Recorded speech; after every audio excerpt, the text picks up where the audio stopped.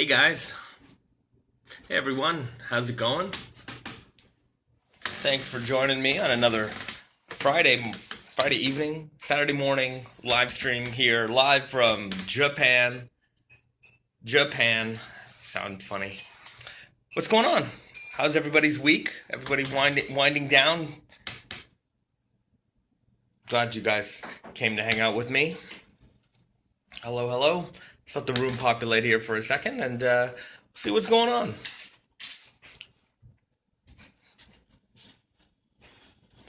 Okay. Hey everyone. Alright, so welcome to another Friday live stream here.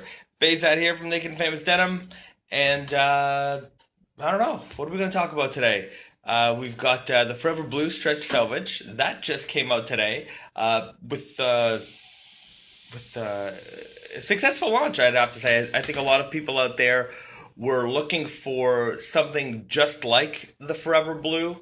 I know that, every now and then I would see things on forums, and I would get an email here and there about how do I preserve my jeans? How do I make sure that they are dark, they stay dark? I like the raw denim look. So, that was basically the catalyst for creating the Forever Blue Stretch Selvage. It's not something we've actually done a reactive dye denim before. I forget what we called it though, but it was a small production run. It was kind of a test, and that was a popular item. So we brought back the Forever Blue Stretch Selvage as something that we would release, on a wider scale. So that launched today, and you can get that on Tate and Yoko, as well as if you go to NecaFamousDenim.com, go to the news section, you check out the latest news. There is a Forever Blue Stretch Selvage post, and then we have a complete list of all the retailers that are carrying the Forever Blue Stretch Selvage. We also put out a YouTube video. I hope you guys watched that one. We've been doing these videos weekly, and the feedback's been pretty good. I'm still learning. I'm not the greatest video guy, so I'm still learning how to put together a nice video. I've watched... Yeah, anyways, it's a work in progress. You guys seem to like it. I'm still a little bit hard on myself. I don't think that's the best stuff it could be. So I'm working on making those a little bit better. Bear with me. I think within a year of just making these constantly, I will get a better eye for putting together these videos. Hello. More people joining. It's great. What's up, everybody? Also, who here is, my brain stopped as I just woke up. Indigo Invitational. What about Chino? Do you have any models for the future? Yeah, we do actually. Let me just pull up something. Is the Jade ever making a comeback? I could see us doing something like the Jade again. I think that's for certain. Those kind of like greenish toned denims, we'll bring those back. Those are usually fall type items. They're not in the fall 21. Sorry, we're doing spring 20. They might maybe because we're gonna be designing fall 21 in the next couple of weeks. We're gonna get started on that. So, yeah. Indigo Invitational, you took second last year? Really? That's cool. What did you wear? What pair did you wear? You know what? I briefly knew about the Indigo Invitational last year. And by the time it ended, I was like, oh, okay, this is a thing. So when they reached out to me this year to sponsor, I was like, oh yeah, totally. I'm super down for that. And anyways, now I'm all in. I'm all aboard. So I'm going to be joining myself. I'm still not sure what I'm going to wear, but I'm going to join. So coming soon. All right. Kakishibu pair, that's great. What I got a couple of people here telling me, okay, I'm in Spirit Force for their selection. Thinking about doing it. I just got a pair of Dirty Fades. Getting him. Dirty Fades, a great pair. I wish I had. I don't have my Dirty Fades here in Japan. They're in Canada, and that was a pair I wore for a long time. Great fading potential on that jean. Dirty Fades, left-hand twills, those and black power stretch. You know, my first couple of years that, you know, the left-hand twills I have, I've probably had those for 3 or 4 years now. I kind of lose track. The Dirty Fades, I wore those for probably a solid 2 years. Black power stretch, I wore a lot. I've been through a few pairs of black power stretch, and they're all up in the showroom, on the wall of fade. Yeah, those faded all right. Not as high contrast as I would have liked. You know, the Japan Heritage all black. Maybe will I join with the black? I don't know. Anyways, what do you guys think I should wear? Let me know. I'll give that some consideration. Some matcha in yi. I don't know what that is. I'm a fan of cool wefts. Well, we are the cool weft masters. Will you ever restock the Natural Seed Weird Guys? Yes. They may not be restocked until next spring, though. That was a very popular item. That was a sleeper item because we launched that in spring summer 19, brought it back for spring summer 20. Year 2 Indigo Invitational. See? The Natural Seeds were a sleeper. You know, the first season we launched them, they were kind of okay, and we just decided to bring them back because, you know, it's a springy kind of jean, and this year they just took off. I think a lot of guys just got around to the idea of wearing that, you know, natural cream kind of tone, and I wish I had a pair because I would have wore them a lot this summer. I don't have a pair with me. Showing off the corduroys today? Yeah, I can get the corduroys. Oh wait, what do we have? We have the jacket, and do you have the trousers?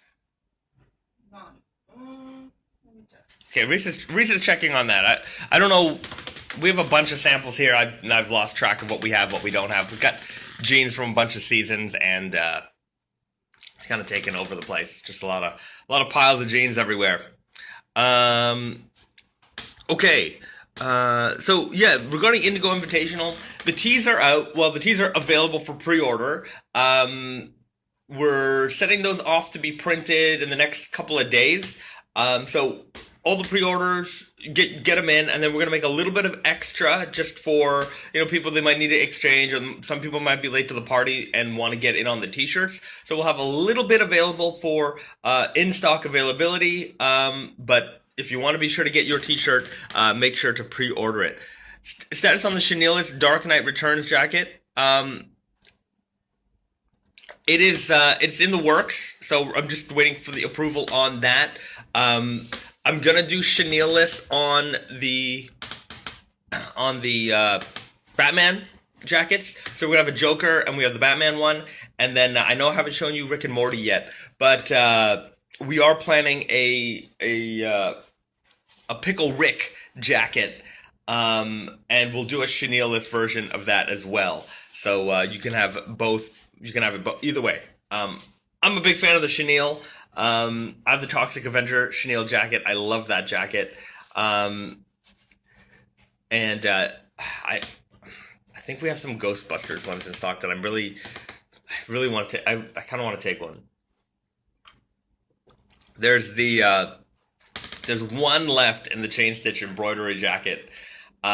This is just a crazy story as to why there is one left. But anyways, there's one left, and it's a small, so I think it's a little small for me. But that jacket is so... If you're a Ghostbusters fan, that is the Holy Grail Ghostbusters jacket right there.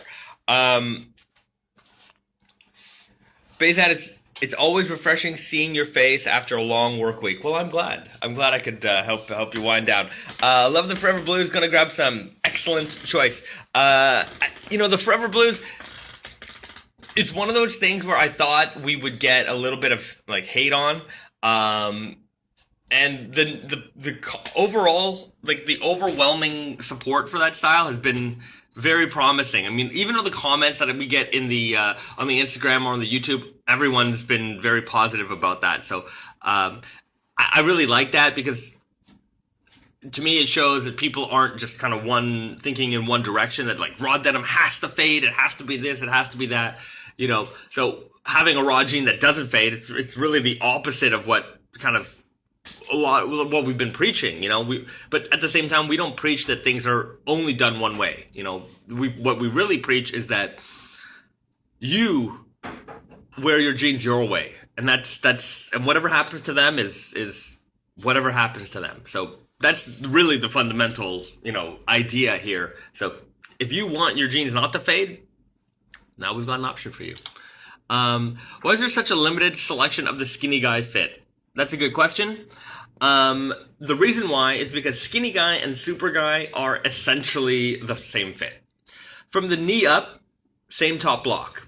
From the knee down, super guy tapers slightly, whereas skinny guy stays like slim straight all the way down from the knee down. So the problem was, back in the day, we introduced skinny guy, and when skinny guy came out, it was a skinny jean. And then man leggings kind of became a thing, these really, really, really tight leg openings. And everyone was saying to us, skinny guy isn't quite skinny enough. So we're like, okay, well, let's fix that. And then we made super skinny guy. So we took the same body, everyone liked the body, and we made it narrower. Great. People really liked it. The problem was we had a bunch of customers who were, and this kind of goes, we had a bunch of customers who were buying skinny guy. And when you've got like a department store buying a particular product and they have it on replenishment, so what that means is they might have a style that they carry all year round. This is a basic style for them, and every month or every, couple of weeks, they send you a replenishment order, just to make sure that they have the stock that they need. So whatever they sold, they restock. They just want to make sure that their inventory levels are at a certain minimum. So they're doing really, really well with this product. And they're like, why would we ever change this? So, we're in this dilemma where certain customers are like, these aren't skinny enough. And then you have other customers who are like, we are not changing this style. So skinny guy lived on instead of being kind of phased out into super skinny guy. And then super skinny guy had this name, super skinny guy. And when people heard the name super skinny guy, their immediate thought was, well, this is a man legging, which it was not. So you would get customers in the store, and you would say, okay, well, here's what you try to pick out a jean for them, help them find a pair of jeans, and you give them a pair of super skinny guys, and they're like, these are super skinny, I don't want super skinny. And then you try to explain to them that they're not actually super skinny, it's just a name, and they're like, nah. And then you get people who are actually looking for super skinny jeans, trying on the super skinny guy, and they were like, these aren't super skinny at all.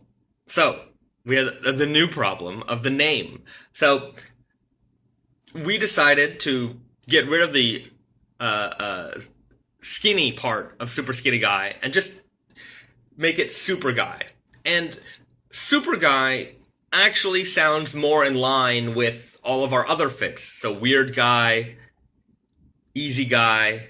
At the time, I think we were still running slim guy. So we never had these or stacked guy. We never had these double names. So we dropped the skinny from super skinny guy, made it super guy, and that's why it's super guy today. But skinny guy still exists because there's a handful of customers that are holding on to that style, and they sell it well, so I'm not going to knock them for it. But but that's why it's still there. There is still an active customer base for those styles, and they just want those fabrics. So they still replenish them to this day. I'm so glad more relaxed fits are coming back. I sized up one for my Honda Easy Guys, and they're my favorite pair. I'm starting to notice that as well.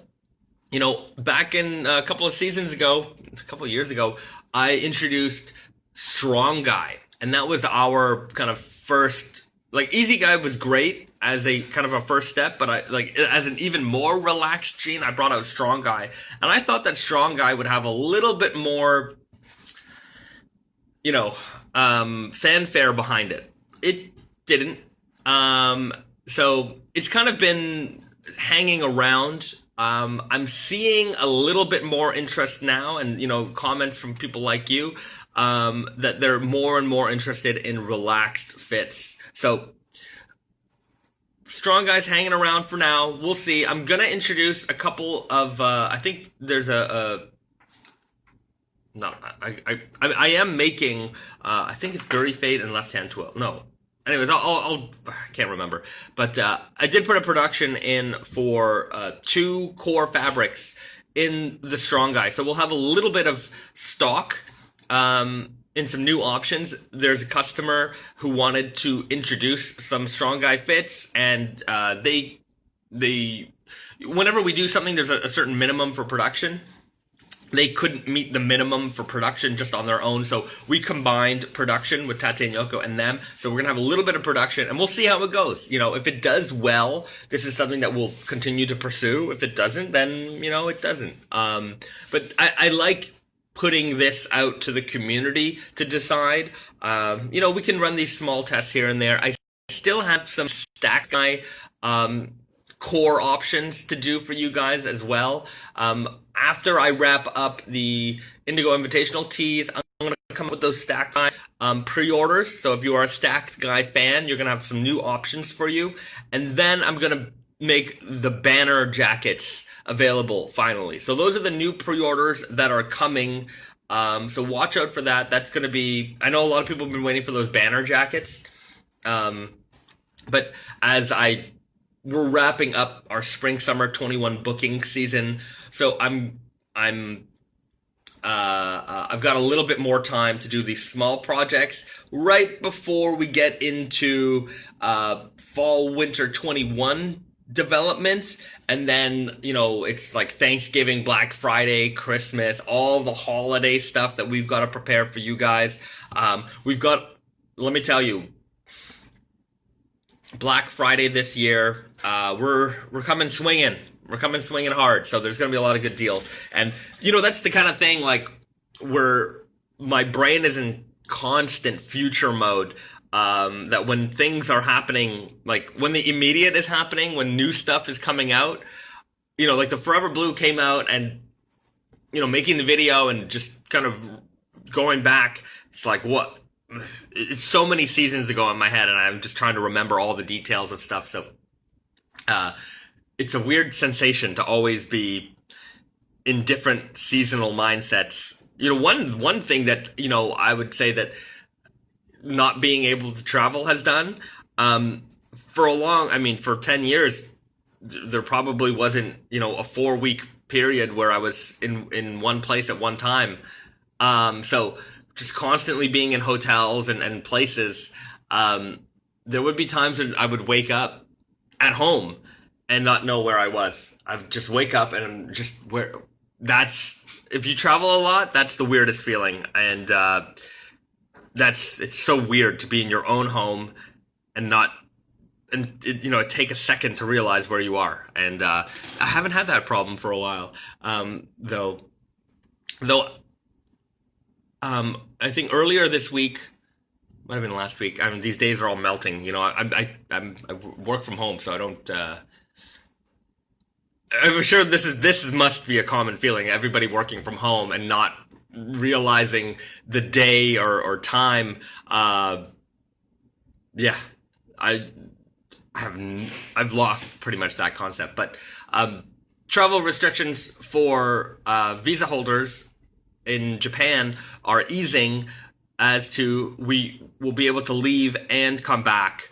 That is being the rollout for that is being announced soon. Hopefully, they said that they will be expanding it. So sooner than later, Risa and I should be able to go to Canada. So we'll be back at HQ, and we can show you guys a little bit more, and it'll be just nice to be on that side of the planet again. Okay. Okay, this is any MIJ8 news. I have them here. I could show you the details. As for the release date, I don't have any release information yet. Still in progress. Are you thinking of making any of the leather valet trays again? Would love to get one with my card holder and keychain. I will check in. I didn't realize they were already sold out.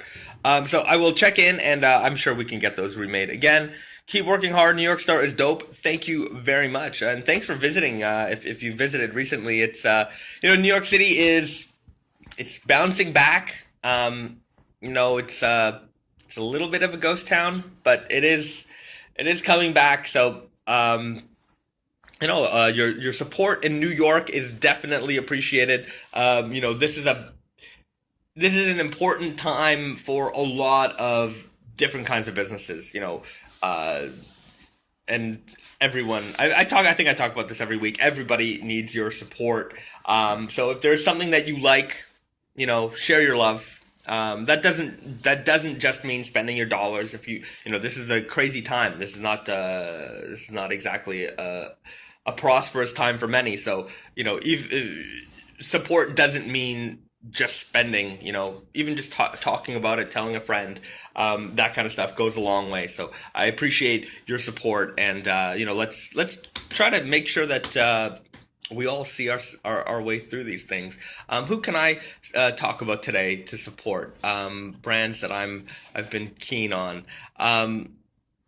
You know what I like? There's Neca Toys, Neca, Neca Toys. They just came out with a super shredder, like from Ninja Turtles, super shredder figure, and I'm trying to hold back on personally starting new collections, but this figure is so cool that I don't know, I might have to get it. But if you are a toy person or a Ninja Turtle fan, check out the new Neca Toys stuff. They've got some really incredible things going on there. Okay, here's the good question. Love the brand and the products, just kind of curious as to what Naked and Famous stance on sustainability is. There's no doubt that the denim is made with great attention to detail and no compromise in quality. Well, that's simple, is that inherently we are a very sustainable company. This is not the flag that we wave. I tend to find the companies that wave that flag are often just so full of, I'm not going to say the expletive, but, I love seeing brands that talk about, now with less water. Okay, well, we didn't use any water. There's no washes for our jeans. Everything is raw. We make everything in Japan. The sustainability, like, when you go to the mills that are making the dyes, it's like, the first thing they show you when you do a tour is like, here's our water recycling. And it's just like, dirty water in, clean now. And they're like, there's rivers all around the areas where these mills are. The water is clean. It is pure. They are so proud of their work in terms of water recycling and making sure that they are up to beyond the standard of cleanliness and sustainability. You look at, there's other countries in the world, that are very questionable in terms of their environmental standards. Japan is not one of them. And so we're very proud to be working with companies here to make sure that we're producing quality fabrics. And, it comes with a price. There's no question about that. And then on top of that, everything is made, everything's shipped by boat. We do bulk shipments. We're not shipping one roll at a time.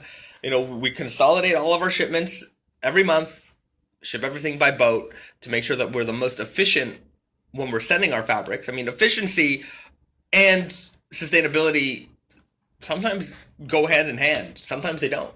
We're not flying fabrics in little by little. Also, that costs a ton. But we're making sure that we're shipping things in as efficiently as possible. We don't wash our jeans. There's no chemicals involved in distressing or pre-washing those jeans. So there's none of that involved. Our jeans are made in Canada. So if you think about we do ship internationally. So there's no question that it's not local for everybody. But I find that, at least within North America, which is our biggest market, the vast majority of where our sales are coming from, that's you're supporting a local company. Whether it's like for me, when I talk, especially when I talk to, there's a camaraderie between Canadian and American production. I feel is that we are the last ones, so we support each other in this respect, and so there's a local production aspect of our brand, and on top of that. And I think this is the biggest and the most important sustainable message that we come across that we put out there is that we want you to wear your jeans. We want you to wear them for a long time. You don't wash them. You don't have to wash them a lot. We generally encourage people not to wash them a lot. Only when necessary. Some people wash them after every wear. A lot of normies. That's what they do. They wear their jeans and they're not clean anymore. They throw them in the wash. Us, it's like, I've worn them for 6 weeks. Okay, maybe they're due for a wash, or 6 months, or a year. And on top of that, we encourage you to recycle your jeans. Repair them. Keep wearing them. The biggest, when people talk about the dirty part of denim, okay, pre-distressing and all that stuff, yes. But throwing your jeans away, that's huge. That's a huge problem. So we encourage you to keep wearing your jeans, buy less, wear longer, and even with the jeans that you can't wear anymore, we want to take them back from you. We want to preserve them. We want to archive them. We want to make sure that they have another life, as another use. So for me, I don't want to. I don't know, it just always bothers me when people wave that flag, and I don't want to be in that world. I've seen brands, we're the most sustainable, blah, blah, blah, blah, blah. I'm like, no, you're not. Yeah, you're not. And sometimes I think, oh, you really want to be the most sustainable denim brand? Then don't exist. Then just don't exist. There's already enough brands out there that we don't need you, and especially if that's your selling feature. Sometimes I see these just like online only brands or whatever, and that's their main point is that they are the most this and that, and it's like, okay, well you might be, but if you really want to be the most sustainable, if you're gonna take the title, then don't exist. Then you for sure are, and then you're not contributing to the consumption. But if you're going to be a denim brand, then you should be doing the best you can do. And I think we do the best. I think we do better than most of the rest. I can't think of, there's a lot of bullshit also. Don't get me wrong. There's a lot of bullshit in a lot of these environmental claims.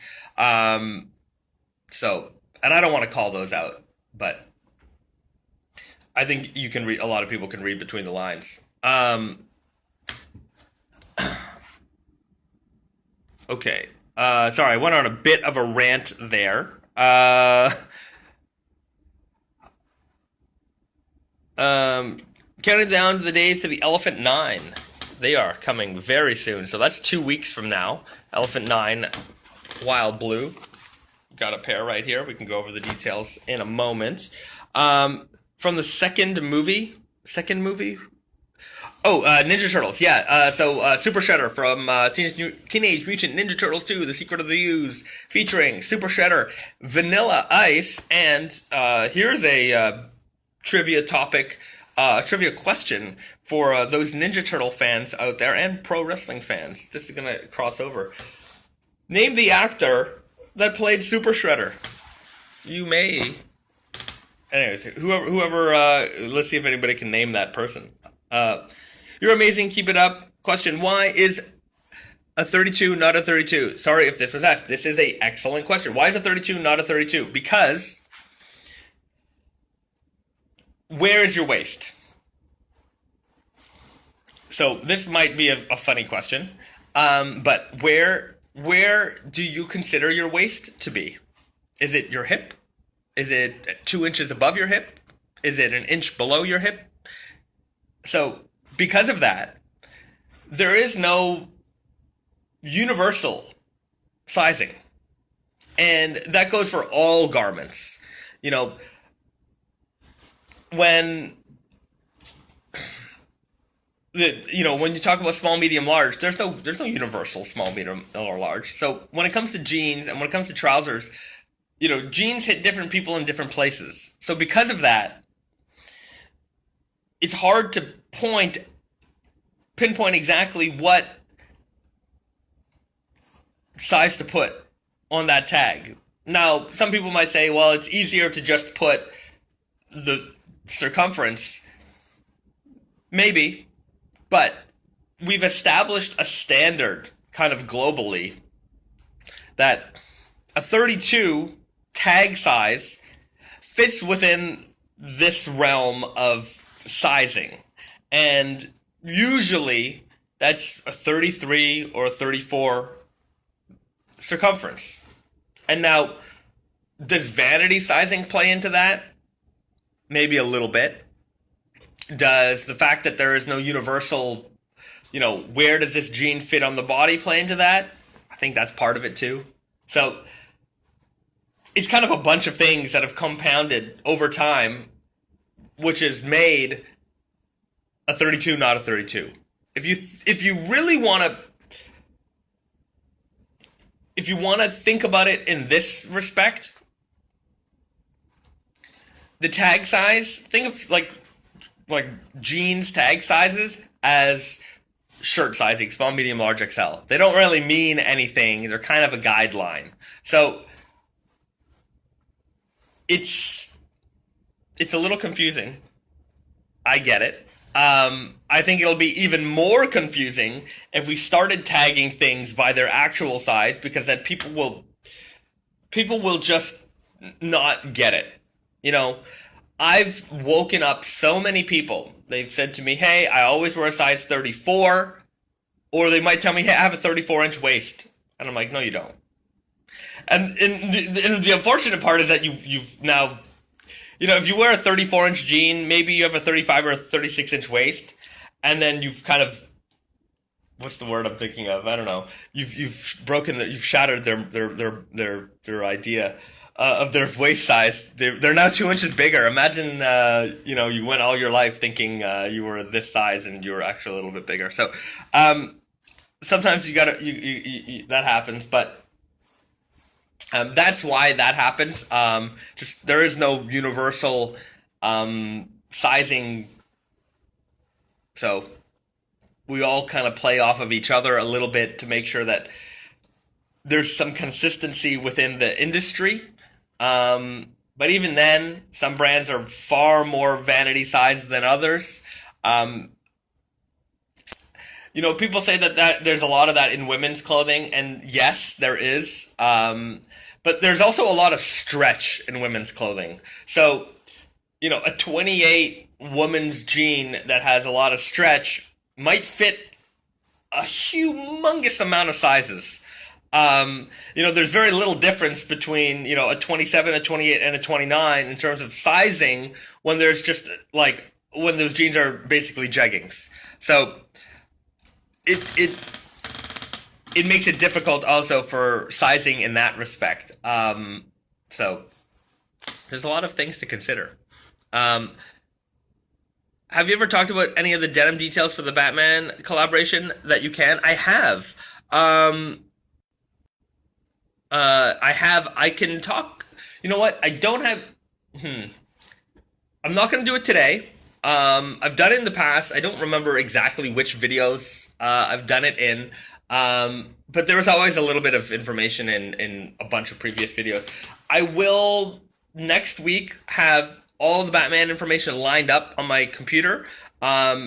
And I will go over all the details with you guys again. So I'll do that for sure next week.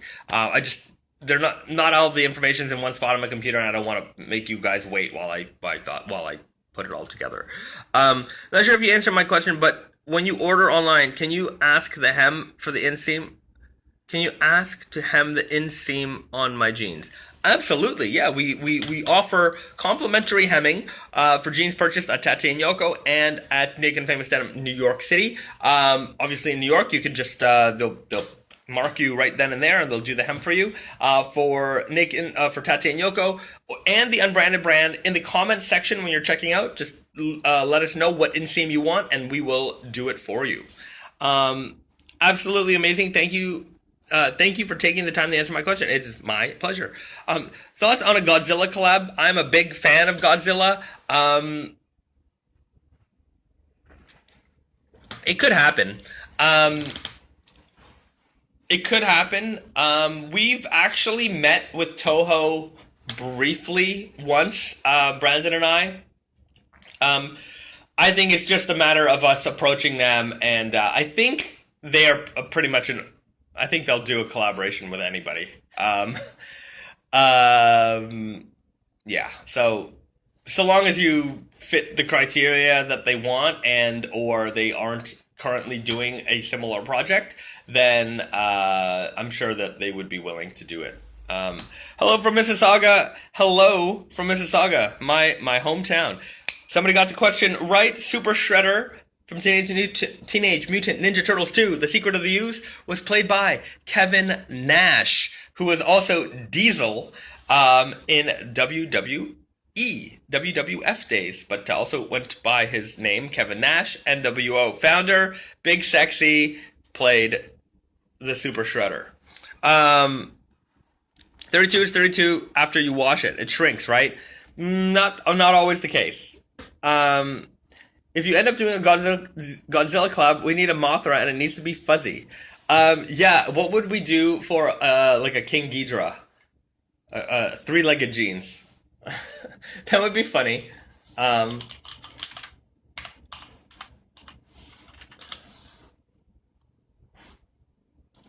That would be really funny.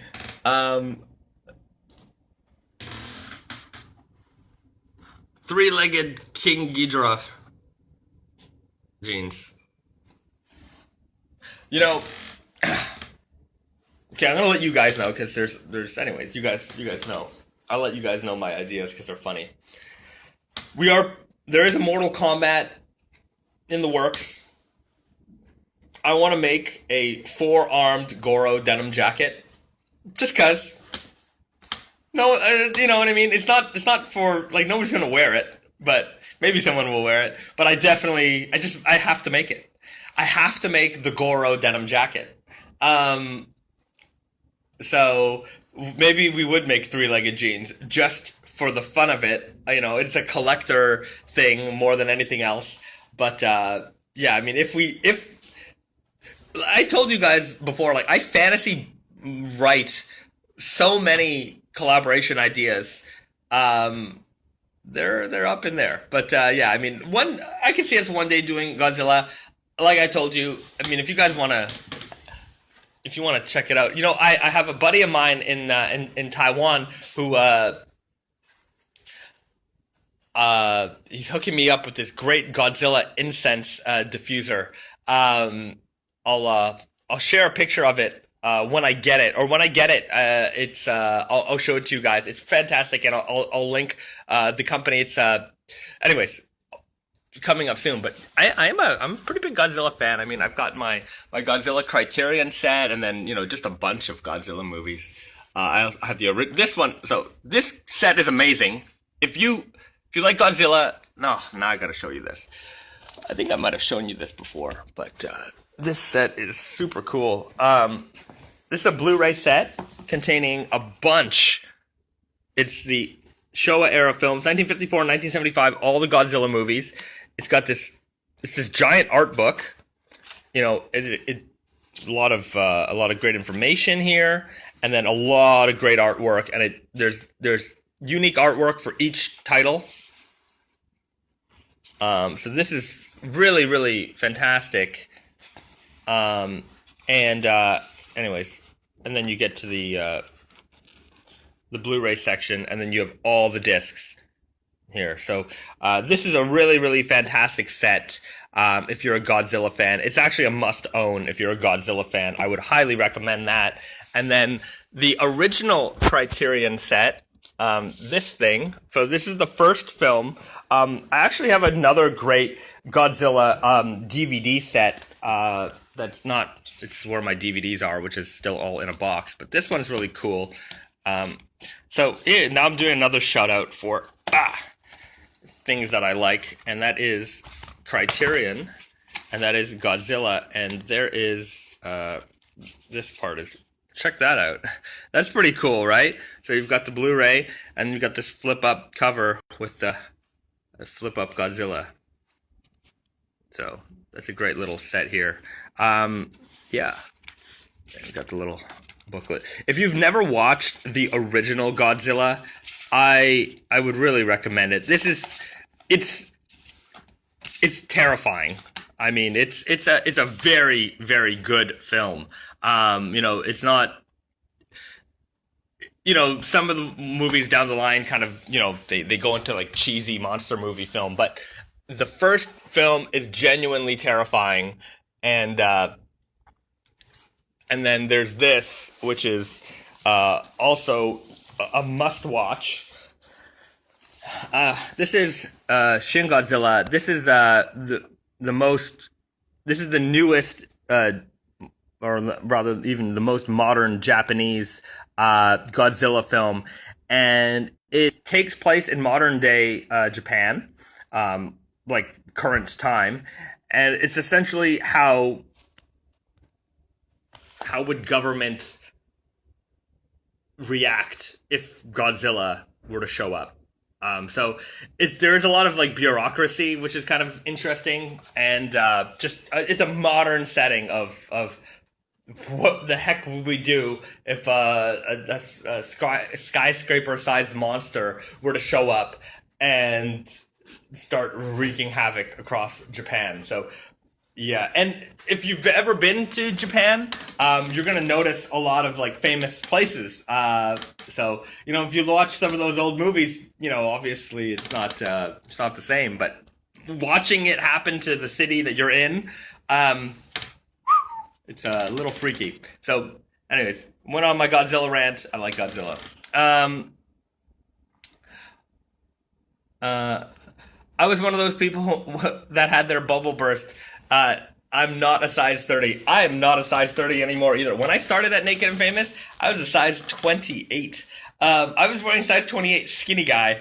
I am not a 28 anymore. It boggles my mind, actually, a little bit, because I look at some of those jeans, and I don't know how I put them on. I mean, I guess I know I've definitely gained weight in my legs, but I don't know. I don't think your bones grow, right? But my hips, like, I could feel my hip bone, and I don't think I could have ever put those jeans on before, so I don't know how they got on. Anyways, maybe your bones do grow. I'm not sure. I'm no expert at that. Gonna have to lose some pounds. Tatami Weird Guy fits pretty small compared to my other jeans. Ooh. Yeah.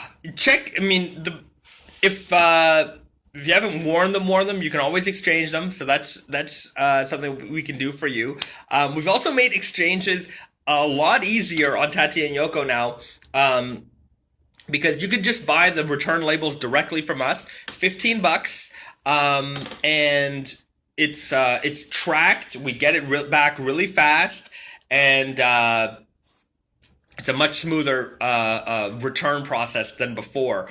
Before, it was like, okay, here's a return authorization number, and you go and mail it back. And the thing is, like, we would get these packages back from people, and people were spending like, depending on where you are, sometimes it was $15, sometimes it was 20, 30, sometimes more. So it was not, that was not a good, that was not good. And so, we subsidize the cost. So it doesn't matter if you're shipping it from California or you're shipping it from New York. It's a flat rate across the board, and so it makes it a lot easier to do these exchanges. So if you do need to do an exchange, we're happy to help you out with that. So or just maybe, I don't know. I gotta lose weight. I think once a lot of guys get to a certain age, we're all in that club. Unless you're like super fit. Not me. I like snacks too much. Star Trek collab. I don't know. One day I was a big Star Trek fan when I was young. I was a Trekkie. I had all my Star Trek books and Star Trek Encyclopedia, and I had all those technical. I had those technical guidebooks for all the ships, and I would just read through them. I thought they were really neat. I think after Voyager, I kind of stopped paying attention. Like Next Generation, Deep Space Nine, Voyager, watched all of that. Loved. I was a big Next Generation guy. But after that, not so much. I haven't watched. Yeah, I haven't watched any of the new series since then. Hello from Hamilton. Hello, Hamilton, Ontario. Wonderful place. Mrs. Saga in the house again. Could you pick the color of the thread?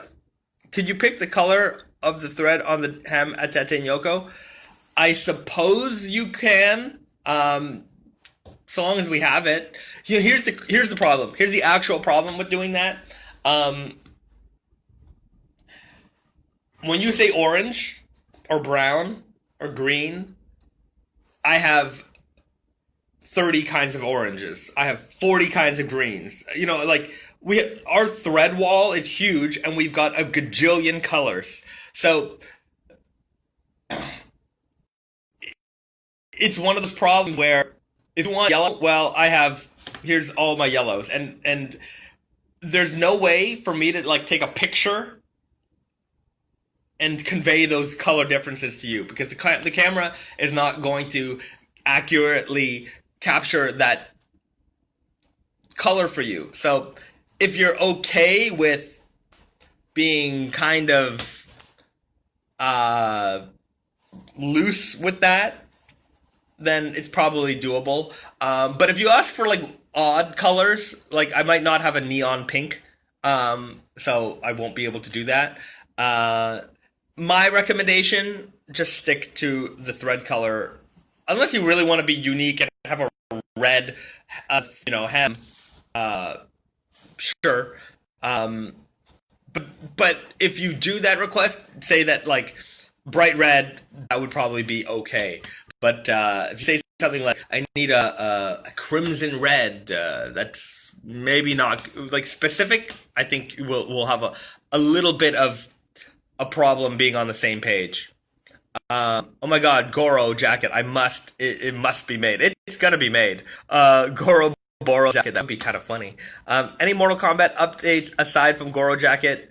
Beat dye jeans. I want to do, anyways.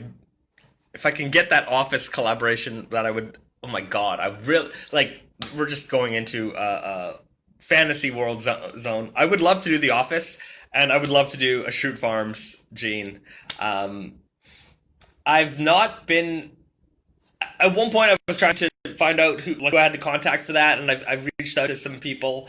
No responses. So hopefully one day I can make that happen.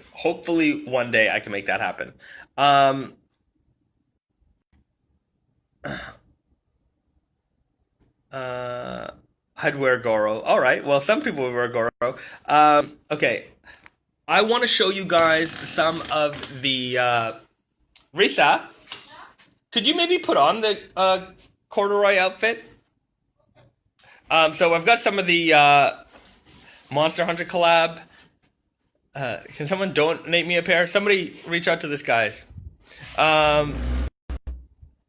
Would you ever do a black-red selvage. Would we ever do we've done a black by red weft stretch selvage before, so the answer is yes.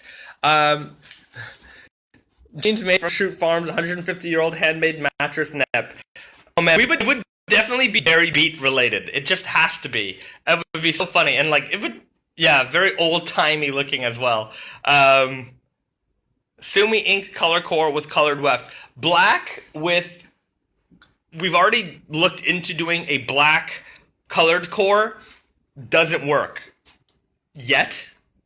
We've not found a way to achieve that. So it's something we've thought of. It's just not something that we've been able to implement.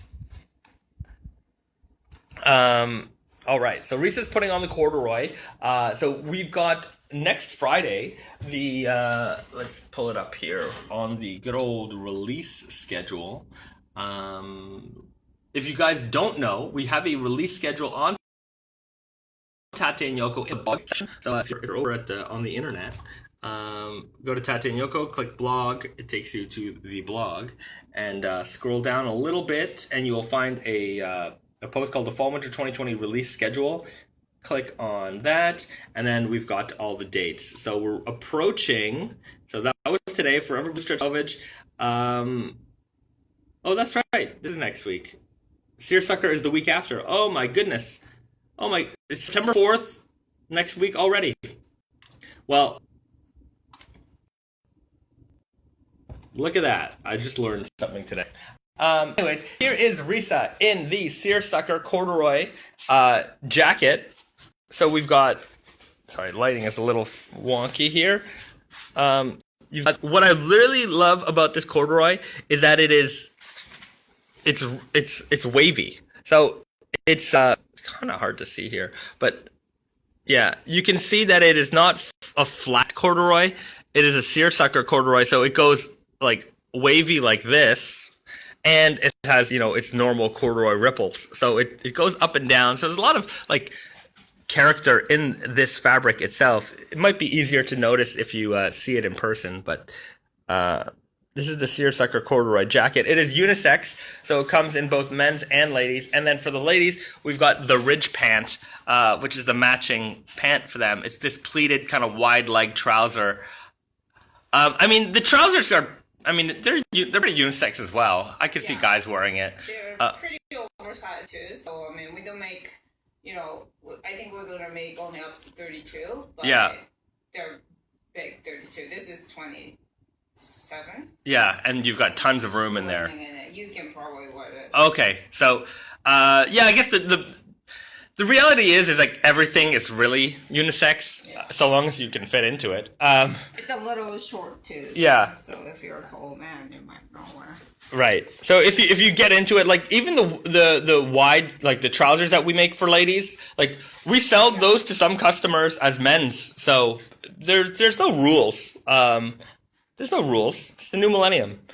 So this is the corduroy jacket. I think it's wonderful. Here, let me try it on too, and we can show people. What size is this? This might be extra small. Yeah. This is an extra small. It might be a little small for me, but that's okay. It's a little short in the sleeves.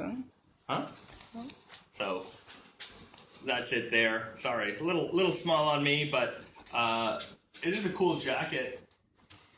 The color is great, especially for the fall. You get that velvety kind of look, and I think the extra texture that you get and the seersuckerness of the corduroy, the seersuckerness. I don't even know if that's a real term, but you can kind of see how wavy it is. Hopefully, you can see how wavy it is. It probably will require a better camera to pick that up. So that is the new seersucker corduroy. This is coming out not next Friday, but the Friday after. We have it in, the jackets are from double extra small to double extra large, and then we have the trousers from 24 to 32, but they are oversized. So if you want to get in on that, you can get in on that. Okay, so what pants are these? The ones that Risa was, the ones that I'm wearing, okay. These are the, I forget what we called these. Oxford, Restock for straight chino. Straight chino. We don't sell this anymore. If you like these, the work pant is the newer iteration of that. So the work pant just came out in men's. This is a little bit of an older style, but the work pant is the current model. Yeah. How soft is the corduroy? Very soft. It's very light also. It's not particularly heavy. It's got a nice smooth texture to it as well. I think all corduroy is smooth by nature. I mean, it is essentially velvet. So if you've ever felt a velvet garment or material, then you can expect that type of texture from this. Mm-hmm. All right. Okay, let's... Carrot says Bastian takes us SX. Bastian takes SX. I think he means extra small. Corduroy is more forgiving than denim. Yeah, it doesn't punish you the way that denim does. Okay, let's take a look at Elephant 9. This is coming out this Friday, and I would say that this is the most anticipated jean of the year. Heavyweight, big slub, mid blue. So that's what it really distinguishes the Elephant 9 from everything else. The wild blue is kind of like we called it like a western blue. It has more of a natural indigo tone. You've got the super thick buffalo leather patch. Look at that. This is going to age nicely. It's basically a steak on jeans.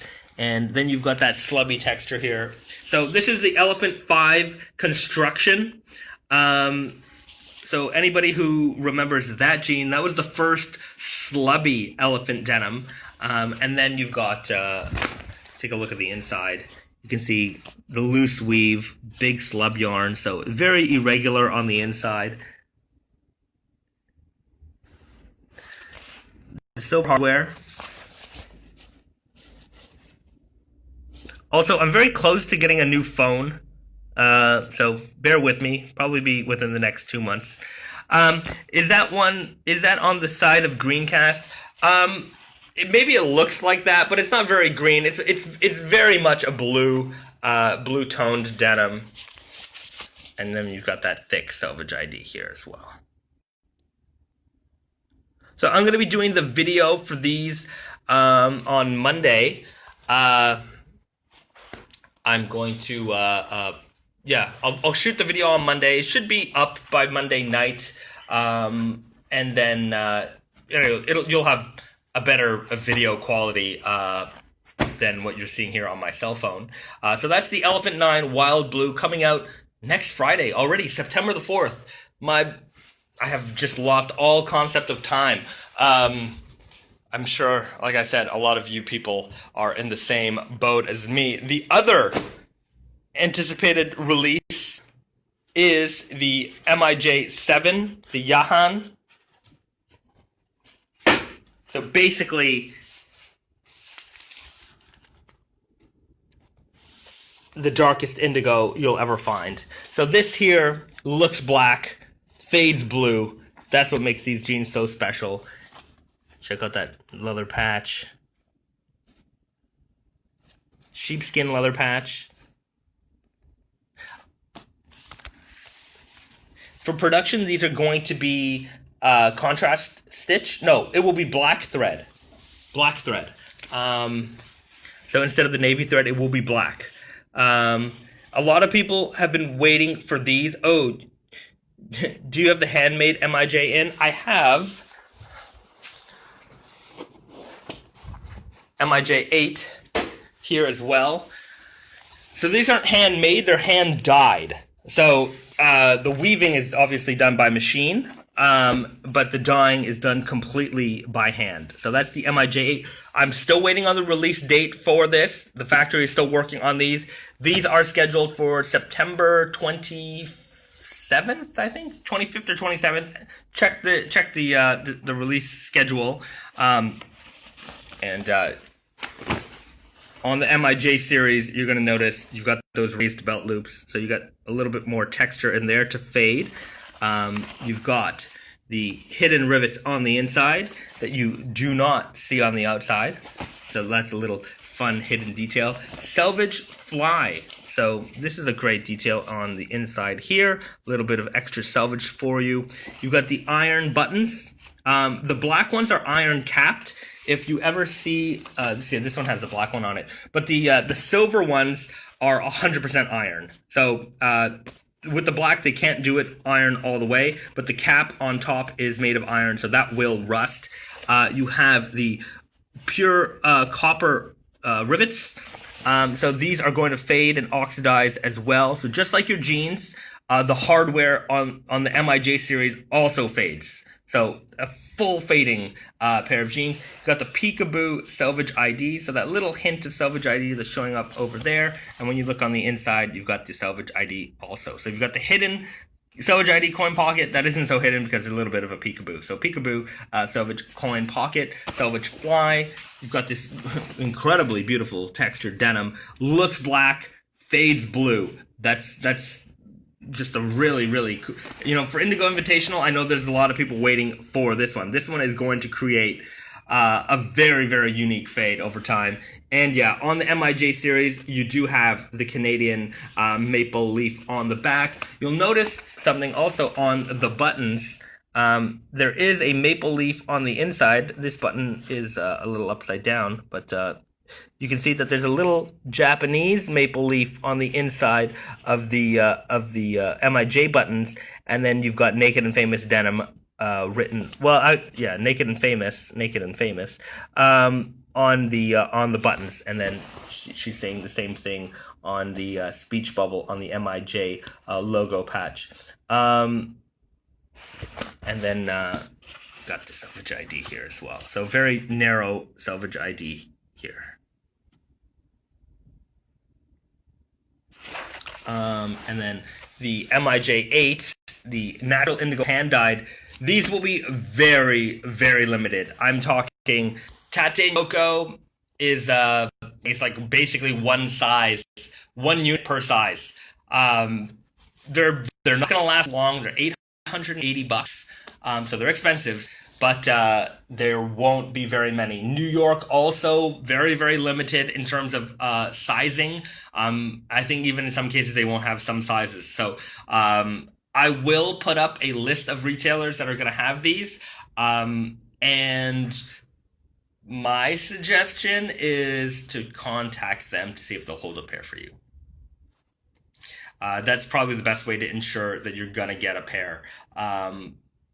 Given the price, I don't know if we're going to miss out on anybody. I'm sure that there will be a few, but, this is obviously not something we're going to sell 10,000 pairs of. So it's like 100 pairs. Every time I hear back from the factory, it's less and less. So the yield is proving to be less than anticipated. So I will have more details on these guys soon, but let's just take a look at the jeans real quick. Got the super slubby denim with a lot of blue variation here, and that's what makes this denim so special. Also, what really, really sets this off is that this may be one of the last times you can get a fabric like this.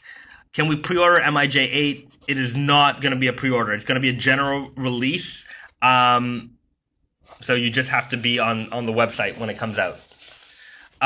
So the story with this goes, we always talk to our mill about doing, these are going to be $880.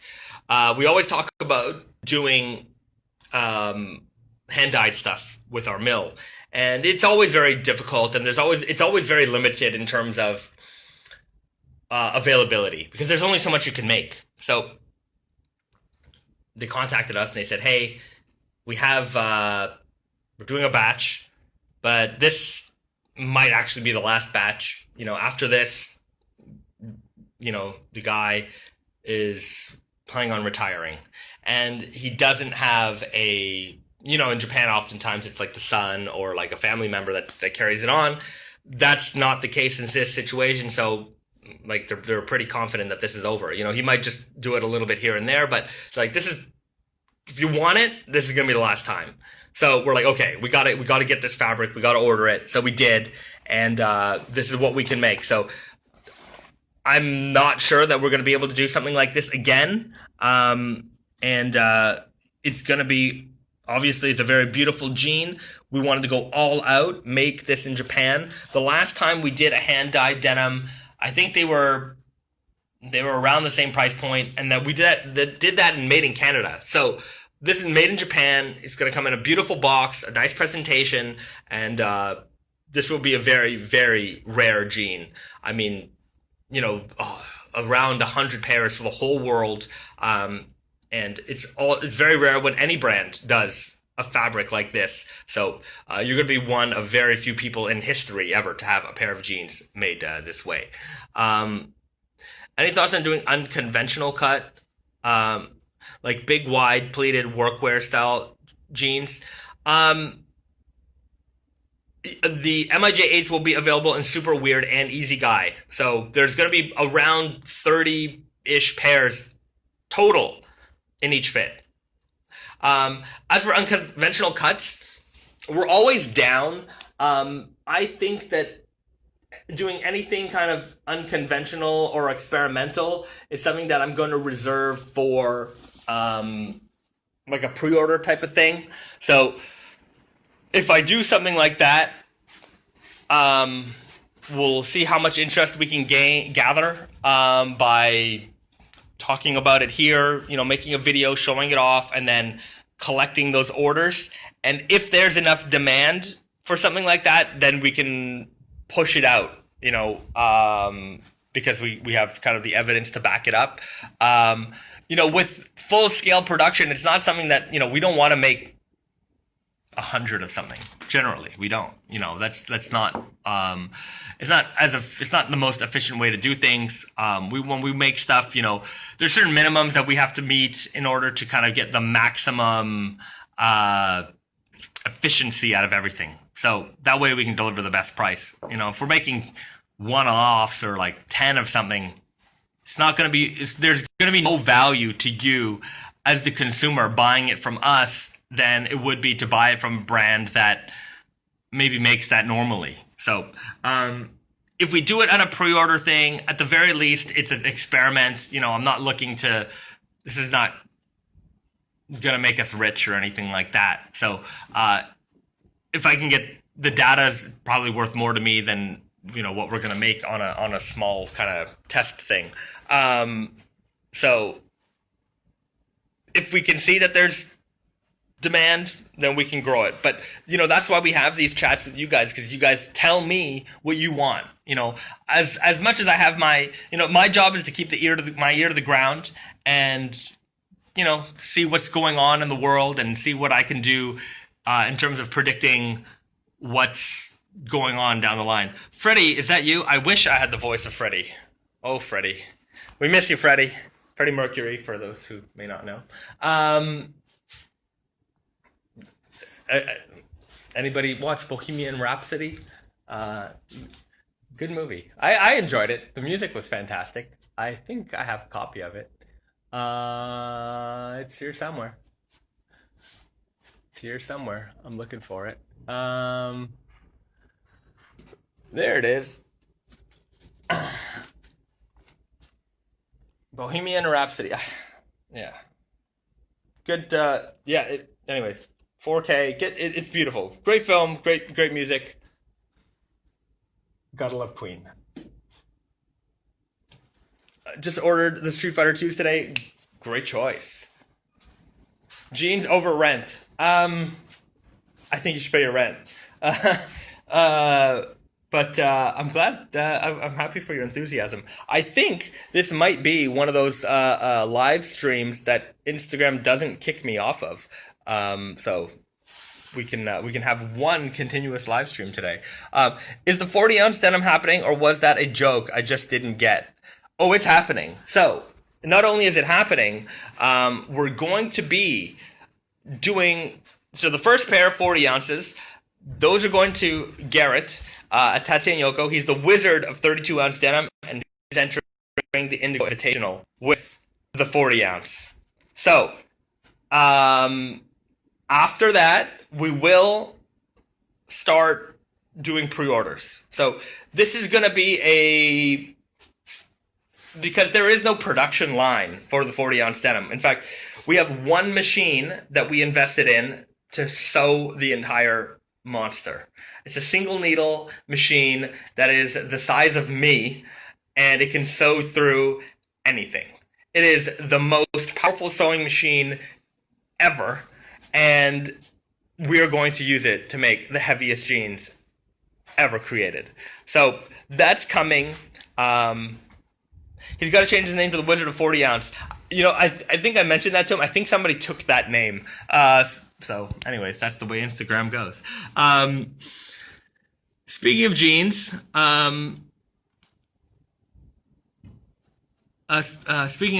in a cut like Freddy's on the cover, or like Bruce Willis in Pulp Fiction would be sick. I want to make. So, I love my movies. Everybody knows this. So if you've not seen this, this is also a great. If you can get this version of the release, ooh, limited edition.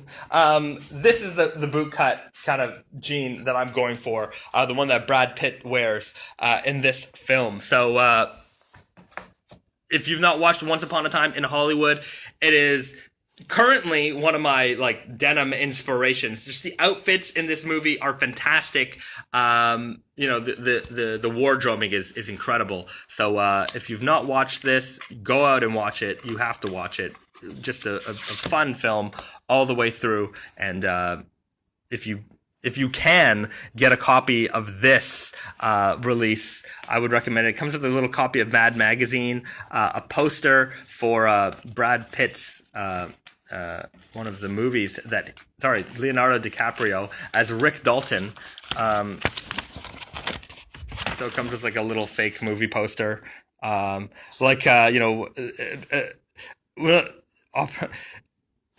Italian. The Italians were making a lot of crazy movies at this time, so I guess that's where that goes.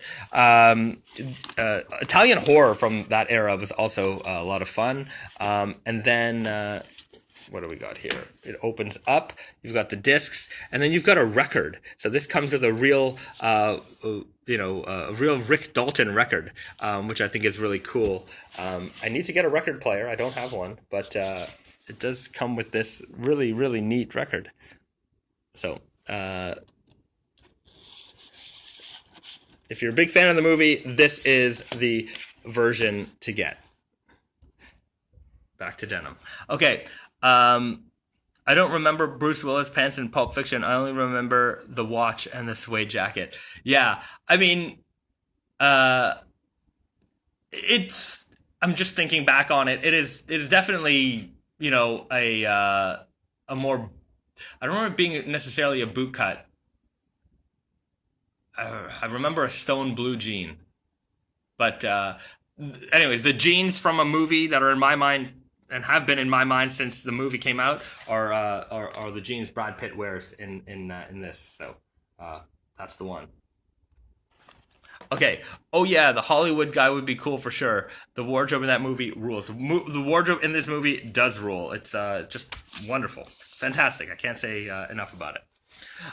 Okay, you know what I think it is time for? Snack time. Risa. Yeah. So, what do we got this week in Snackland? Let's see. You know what? I wanted to try this. I know last week we had some Pepsi, and I bought this a few weeks ago. Do we have an MIJ8 release date yet? We do not have it yet. That is TBD. MIJ7 is the end of September. Love the movie. Loved Leo in that movie when he was acting as a washed-up actor, acting as a different character. Yeah, I mean, I great film. Hands down. Is it my favorite Tarantino film? I don't know. Kill Bill is still my favorite Tarantino film. I love Kill Bill the most. I have some great Kill Bill sets. Okay, I could go on forever about my movie sets, but I won't. I'll share them with you periodically from time to time. So that said, can we get more stuff in Skinny Guy? Maybe. maybe. But right now it's snack time. And today I have a cola that I wanted to share. I just want to show off those mini beers because somebody was asking for a beer tasting the other day, and I think that those beers are fun to show off. I don't know if we want to drink beer this early in the morning, but who cares? Okay, it is Saturday. Tarantino collab. I would like to do that. It would be kind of cool to do like a Gene from all of his movies. Yes, let's do that. And there's no other freaky deaky weird stuff that we got, huh? No, we have this. This is kind of cool. We did that one before. No, we didn't. No, the one in your hand. We did that one. Yeah. Okay, you know what? There's another these ones we didn't do. We did this one. No, we did the other one. This is the other Pikachu one. It's a different flavor. I thought we did this and we didn't do this. No, this is like the 10,000. Yeah, we did that one. Okay. Hateful Eight pair would be wool lined. Beer o'clock. It is beer o'clock. Don't we have to wait for 2 more movies? Maybe. Anyways, I've got so many projects in the works right now that it'll probably have to be that. The Bride with Yellow Selvage ID. When's the new Elephant dropping? Next Friday. Guys, Bayzad, Risa here. We're going to wrap up this little live stream with snack time. We've got a couple of interesting things this week. First, I want to show off this soda I got. So, last week I did lychee Pepsi, and this is some kind of Yoshi Craft Cola. Yeah. Really nice packaging here. I like that hollow foil patch. So this company was founded in 1954. Okay. And I saw this at a specialty store, and I thought it was cola syrup. So I think what it said on the sign was that they were like, like I said, they were founded like a while ago, and they've been making like cola syrup. So people buy it and just add water or whatever, and it tastes like cola. But then they decided to make actual cola. Yeah, with, but a bunch of spice. So the thing is that this was hey, Capsule Show saying hello. Oh. We got Lillian there. Hey, Lillian. Lovely bee, that's me. So I thought this was cola syrup, and this was like $6. So I'm like, oh yeah, that's a good price for cola syrup. And then I bought it, and I'm like, oh no, this is just cola. So I bought a $6 bottle of cola, and hopefully it's good, because it better be good. To be fair, in Europe, when you're at a restaurant, or really whenever you're at a fancy restaurant, a glass of cola costs around $7 anyways. It is not a good value. Don't get me wrong. But this is an expensive bottle of cola. The dreamy flavor. So we're going to give that a try. And then we've got more Pikachu flavored chips. So these are, we did a thing on these the other day. They had one that was like 10,000%, pepper, lemony taste. It wasn't lemony. It wasn't lemony? It was spicy. Okay. Supposedly. What's this supposed to be?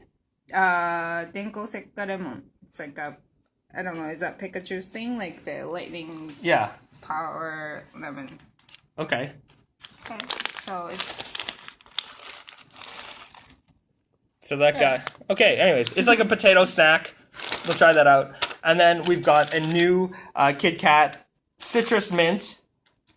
Minty flavors tend to associate with summer here. So let's see if these are cooling and refreshing. We did pull these out of the freezer, and you guys were asking for beer review, or at least beer tastings last time. Here's one thing that I find hilarious about Japan, is that they have beers that are this size, Can we get a full can just for context? Yeah. How many milliliters? It's like 100 and something. Yeah, these things are tiny. Here's it's like 2 shots. Yeah, that's a real beer. This is for children. This is the kids' beer. You put this in your kid's lunch.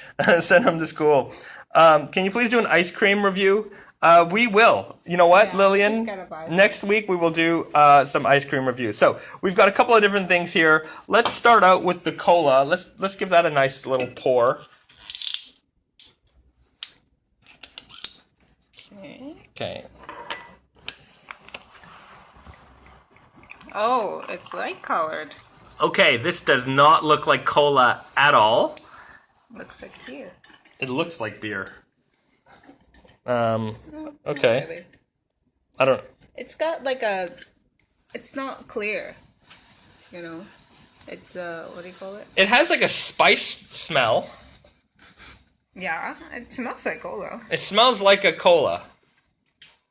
Not like Coke, but it smells... Wait, before I sip it. Yeah. It smells like, what's it? It kind of smells like Christmas. Like a little bit of cinnamon. Yeah.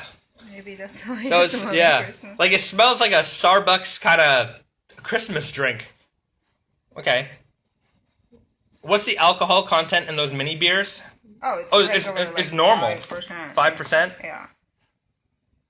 Okay, let's give this a try.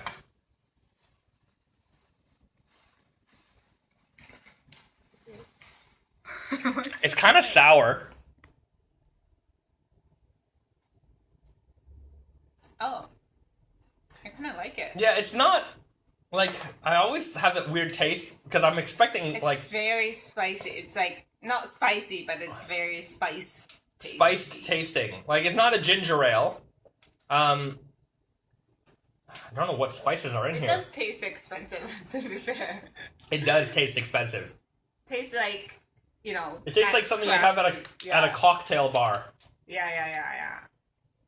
I think it's got, I don't know, handmade-ness. Yeah. That is... It's not so, I would never call this cola. Well, it kind of tastes like cola, or it smells like cola. But it doesn't have a lot of carbonation either. Yeah, like ginger beer. It doesn't have the bite of a ginger beer. It's like a cinnamony... Yeah, it's very cinnamony. Very cinnamony. It has a little bit, cinnamon, has a sour taste. It's like if you try to make cola with ingredients that you can... Make at home? Yeah. Like if you tried to figure out how to make cola. Yeah. I suppose that's a good way of thinking about it. Like Inca Cola? I don't think I've ever tried Inca Cola.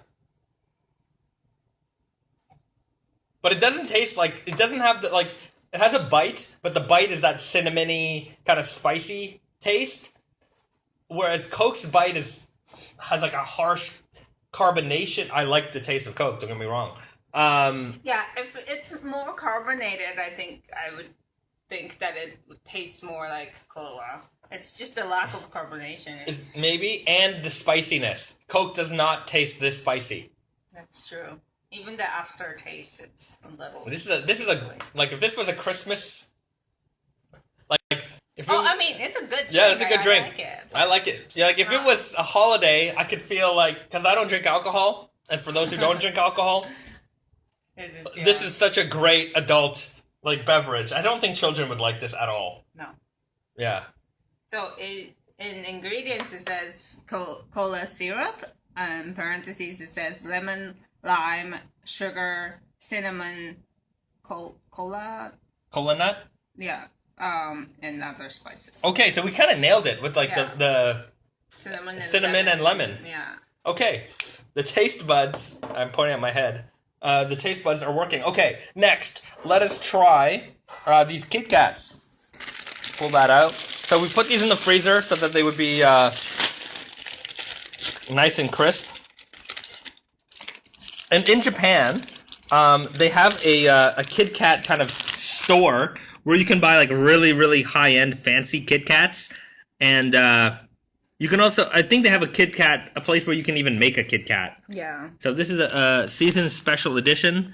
What are we talking about here?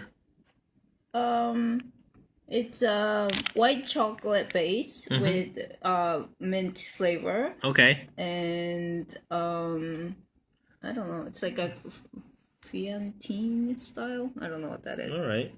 So, anyways, Kit Kat Chocolatory.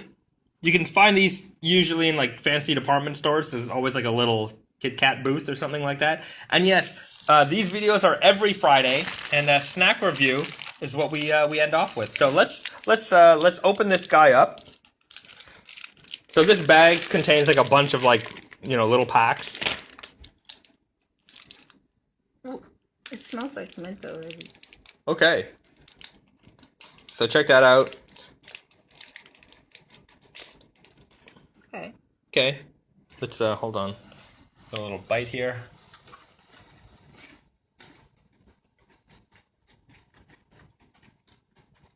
Taste the citrus. Taste the mint. It's exactly what it says it's going to taste like. The mint kind of hangs on for a while at the end, I feel. Mm-hmm. They're okay. No. They're okay. Citrus isn't strong. The mint is definitely stronger than the citrus taste. You can see on the inside there, it kind of has like that little green. Yeah. I like it, but at this point, I feel like it's like trying a little too hard. Yeah. You know. Yeah, I mean, I get it. I would have, like, we had the citrus ones before, and I think those are just kind of enough, but... Yeah, just... Yeah. A lot of elements. Yeah, too many elements. Just give me mint or give me the citrus. I don't think I need them both. Right? I guess they're trying to combine two summer flavors. Yeah, which is not bad. It's not a bad combination. It's just... The weird thing here is that mint is a summer flavor, but I find in North America, mint is more of a winter flavor. Because of Christmas. Because of Christmas.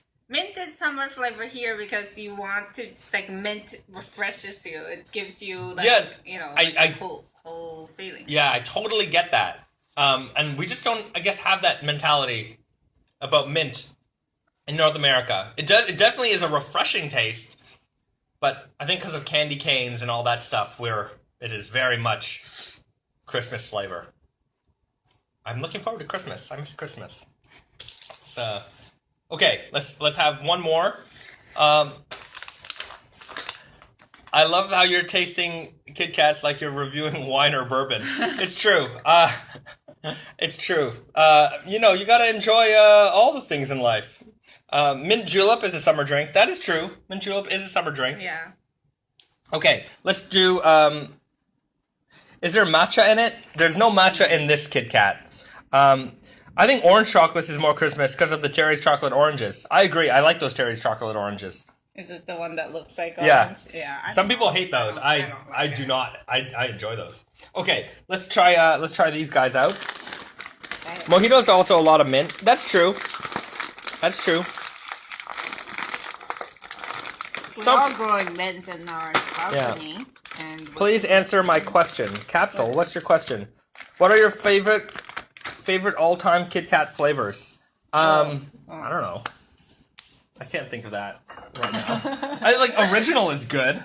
I like those like a very bitter matcha one, not the regular matcha, but like they have the bitter version. They had the hojicha flavor one is good. Yeah, so that's like a tea flavored one, like a black tea flavored one.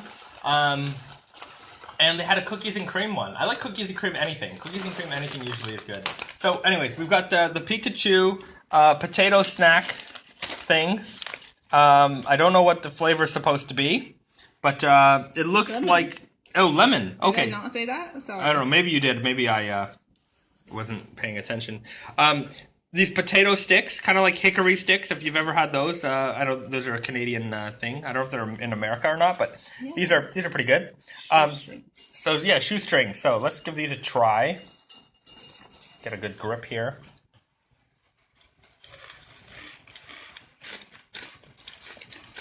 These are good. Right off the bat. Super lemony. Sour in the mouth. Like I could feel like I'm salivating. But salty enough also. Got a good mix of that. So very savory and salty. Ooh, these are good. Yeah, it's great. These are great. These I would get again. For sure. This I would get again. I just can't afford to have them all the time. I'm gonna go broke. But I would have a couple of these. Keep a couple of those in the fridge for special occasions. Pikachu, you're a thumbs up. Chocolatey mint Kit Kats, you're a try guy. You try it once, I don't think you're happy with it. I don't think you need those anymore. I'm gonna have this beer. And Reese's gonna have a tiny beer. Let's get a tiny cup to go with it. Or are you gonna have it out of the can? Yeah. Yeah, that's right. A proper tough. It is pretty up to like. They top, but they didn't skimp out on anything. It's 135 milliliter. Okay, tastes like beer. Yeah. Any specials? Anything special about this beer? No, it just makes me feel like I'm really tough. I could like down this beer in one sip. Do it. Give me a. All right. Okay, Reese's gonna chug a lug. Imagine they made a light beer version of this. Okay, done. Okay. It's really funny that this is a size. Like, who is this for? It's like if you just want to taste the beer, but you don't want to get drunk. Yeah, chug every one time you shotgun this thing. Oh, now I have to burp. It's like, they have Coca-Cola, like soda cans that are the size of this here. Which I find is okay, like if you're gonna send a kid to school with a packed lunch or something, which I don't know if they do that here. Yeah, but nobody is gonna give a kid a can of cola. That's not acceptable. Okay. Hey, wave your hands if you're a kid who got Coke for school. Anyways, I enjoyed good Coca-Cola as a child. Not a lot. Well, my mom wouldn't let me have it that much, but when I did get it, I was very happy. Yeah, this is hilarious. What's up? We're just kind of wrapping things up. Is it like Halloween snack? Yeah, is this a Halloween giveaway for kids? Here you go, trick or treat. You know, trick or treating, I think, is starting to become a thing here. Yeah, but it's not like if you like live like a normal human being, you wouldn't, wait with a bunch of little snacks on the Halloween day for people to come by. Maybe in the building, sometimes they organize it for this big building with a bunch of kids, but I don't know. I've seen the tiny cans of cola at the Metro. Yeah, I mean, but the supermarkets here, they have like Coca-Cola and ginger ale and stuff that are like this big, and they're like 50 cents, which is like, it's pretty cool. Is it a good deal though? Like by volume, it's not. I think by volume here, Coke is the weirdest. Like in North America, you buy a bottle of Coke and it's like, at least in Canada, it's like $2 for like a 600 ml. Something like that. Yeah. The plastic bottle that you'd get. But if you buy like a 12-pack, it's like $5 or $4, something like that. And if you buy the 2-liter, it's like, barely more expensive than buying the 700 something mil or 600 mil. So the pricing for Coca-Cola in North America is like, it seems to be the more you buy, the cheaper it gets. Whereas here, it kind of feels like it's the same price. Like, if you buy 50 mils, it's like 50 cents. If you buy, like, a can of Coke, it's like $1, right? Yeah. I don't know if these are 50 mil. These are like 150 mil or something like that. 135. 135. So, I guess it's a little less expensive. Like, if you buy a can, well, that's not true. 50. They have, like, bottles of Coke here that are, like, 500 mil, I think. Yeah, that are, like, 89 cents or something like that. Sometimes. Or, like, usually around $1. Japan has small Cokes. In Mexico, they have 3-liter Cokes. 3-liter Cokes. They don't. That's a weird size. Yeah, the biggest Coke bottle here, I think, is 1.5 liters, which I think is weird. They don't have a 2-liter bottle. You can get 175. 1.75. 1.75. Yeah. Is it 1.75? Yeah. Okay, but yeah, they don't have the 2-liter here. They have the, and I think that's new. Anyways, well, I'm glad that everyone's enjoying Snack Review. I guess that's it for now. Thanks so much for joining us on another live stream here. We'll make sure to have some fun new snacks next week as well. Hopefully we'll be in Canada again soon, and then we can show you guys some Canadian snacks. I know Garrett did a video a while back showing off some of those, and that's pretty much what inspired these videos. So I will see you guys next week in the live stream. Watch out for the Elephant 9 video on Monday, so that'll be up on YouTube. If you don't follow us on YouTube, you should do that immediately after this video. And I will see you guys soon. Later, guys. Have a great weekend. Bye.